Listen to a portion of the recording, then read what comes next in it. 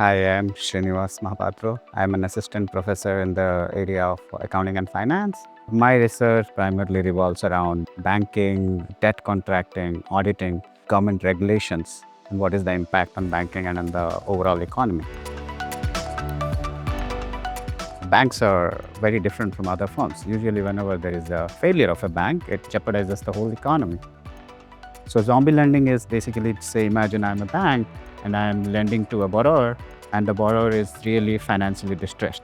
Now, the ideal thing to do should be to admit it as a loss, show it in the balance sheet, take a hit, and then, stop lending to the particular borrower. But in these cases, what happens is just to avoid showing that loss, banks can sometimes give good money after bad, just so that they can help them repay it.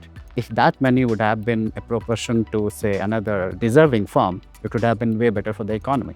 And there is huge amount of literature where they have acknowledged that this kind of practice makes the banking system weak and can actually have severe economic consequences in the future. One particular study which I got published, there are innovative ways in which actually banks can hide this and the borrowers can hide this. Say, for instance, there's a borrower which really is going to go bankrupt. The bank can give a new loan not directly to this borrower, but to a related party or an associated firm of this borrower. And that associated firm, in turn, reroutes the fund to the original borrower, which is dealing with financial pressures, and that money gets rerouted to the bank. This way, what happens is they keep the loan alive. It's basically called as zombie lending. Using some unique data of firm-level affiliations and bank and firm-level lending, I kind of find out that basically this is one of the important channels through which banks can keep on doing zombie lending. So this kind of investigation can really help find out which of the banks are really in a dodgy scenario, and then the regulators can pitch in and try to help the bank recover.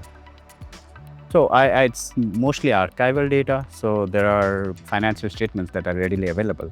But apart from the financial statement, there is this unique lending data that you want. How much loan has been given by the bank to a particular borrower. Then we also need this affiliated firm data that is not readily available. Because we could get that in one of the settings, we were able to answer this question. The idea behind doing this kind of research is if I can help to find out where the banks are doing something which is not optimal.